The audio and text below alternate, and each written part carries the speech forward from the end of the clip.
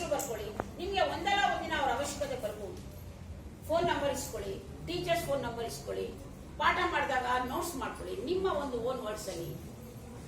ಇವತ್ತೇನ್ ನಾನು ಬರ್ಸ್ತಿದ್ದೀನಿ Bagepalli every day session 5 time management Netravati, then doctor Phanindra health and emergencies. So ಅದು ಬರೆಯೋ ಪ್ರಾಕ್ಟೀಸ್ ನಾನು ಬೆಳಿಗ್ಗೆನೆ ಹೇಳಕ್ತಿದ್ದೆ, ಅದು ಮರ್ತಿದೆ ನಾನು.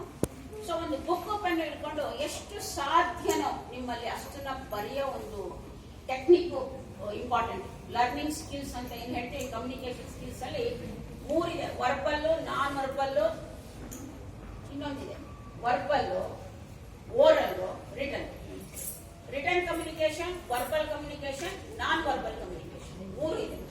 ಸೊ ಇದೆಲ್ಲ ಕಲ್ತ್ಕೋಬೇಕು. ಅದ್ರ ಬಗ್ಗೆನೂ ನಿಮ್ಗೆ ಟೈಮ್ ಯಾವಾಗ್ಲಾರ ಮುಂದೆ ಸಿಕ್ಕರೆ ಒಂದಿನ ಬರ್ತೀನಿ. Next, managing time effectively so that the right time is allocated to the right activity.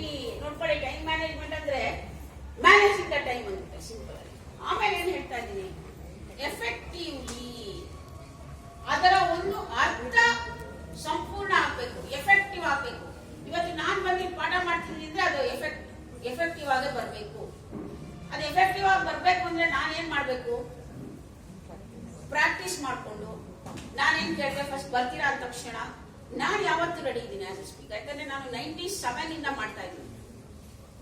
So I am fully resource. ಯಾಕೆಂದ್ರೆ ಐ ರೆಸ್ಪೆಕ್ಟ್ ಟೈಮ್.